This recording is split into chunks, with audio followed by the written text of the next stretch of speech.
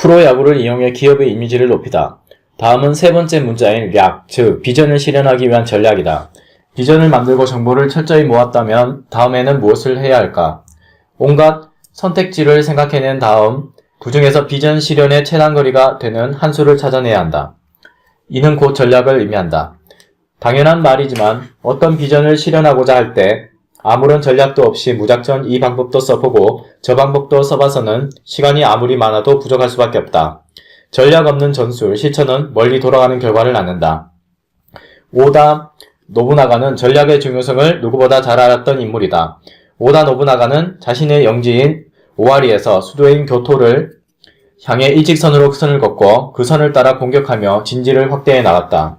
그 외의 지역과는 동맹을 맺고 될 수 있으면 싸우려 하지 않았다. 한편 다케다 신게는 자신의 영지인 가이 지방을 중심으로 사방에 싸움을 걸었고 에치고의 우에스기 겐시는 교토와는 정반대 방향인 간토 지방과 가이 지방으로 출진해 싸우느라 정신이 없었다. 즉 자신의 진지를 어떻게 지킬 것인가, 자신의 진지를 어떻게 조금씩 확대해 나갈 것인가에만 집중했다. 계획성이 없었던 것이다. 그 결과 천하를 잡기 위해 교토를 노리는 타임이 크게 늦어져 중앙무대와는 인연이 없는 인생을 살게 되었다.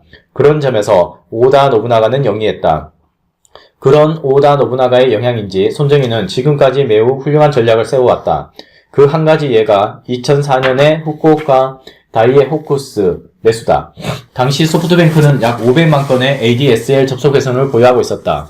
후발주자이면서도 저렴한 요금과 모뎀 무료 배포 등으로 35.2%의 점유율을 차지해 NTT 그룹에 버금가는 지위를 구축한 상태였다. 그러나 손정희는 이 성공에 만족하지 않고 ADSL 등의 브로드밴드 통신에서 일반 전화와 휴대전화로 사업을 급속히 확대하는 길을 택했다. 2004년 7월에는 통신회사인 니혼텔레콤을 약 4,300억엔에 매수해 자회사로 만들었다.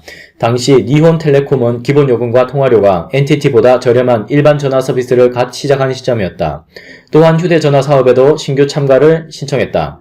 즉 손정희는 브로드밴드와 일반 전화, 휴대전화 분야에서 NTT 그룹의 정면으로 도전한다는 자세를 내비쳤다. 다만 ADSL 신규 고객 확보를 위해 연간 1,000억엔을 쏟아붓고 있는 상황에서 저가 일반 전화와 휴대전화 사업까지 시작하면 고객을 확보하는 데 드는 비용이 급격히 불어날 것으로 예상되었다. 이에 손정희가 국민적 스포츠인 프로야구에 참가해 기업의 인지도와 브랜드의 이미지를 단숨에 높인다는 전략을 세운 것이다. 2004년 12월 24일 후쿠오카 다이에 호쿠스의 매수가 정식으로 인가되었다. 이후 손정희는 새로운 구단인 후쿠오카 소프트뱅크 호쿠스를 고객 확보에 최대한 활용했다. 그로부터 한 달 전에 열린 기자회견에서 손정희는 이렇게 말했다.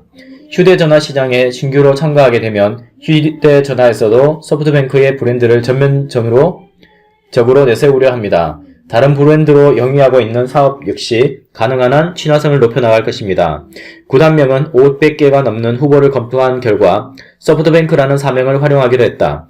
구단명과 사명을 일치시킨 이유도 명백했다. 전 국민에게 야구를 통해 회사를 알리고 싶다는 생각이었습니다.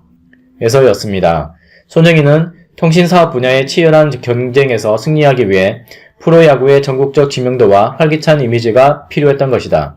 구단이 연간 10억엔의 적자를 내더라도 지명도 향상으로 고객 확보 비율을 10% 줄일 수 있다면 그룹 전체의 경영 측면에서는 오히려 이익입니다. 구단과 흥행권을 매수하는데 200억엔이 들었고 후쿠오카 돔을 임대하는데 연간 48억엔이 필요하지만 손정희는 사업 확대로 이어진다면 절대 비싼 가격이 아닙니다 라며 여유있는 모습을 보였다. 실제로 후쿠오카 돔에서 호쿠스의 경기가 열리면 30대나 되는 TV 카메라를 동원해 경기를 중계하며 이것을 브로드밴드의 유력 방송으로 활용했다. 이제 후쿠오카 소프트뱅크 호쿠스는 소프트뱅크의 성장 전략에서 없어서는 안 될 존재가 되었다.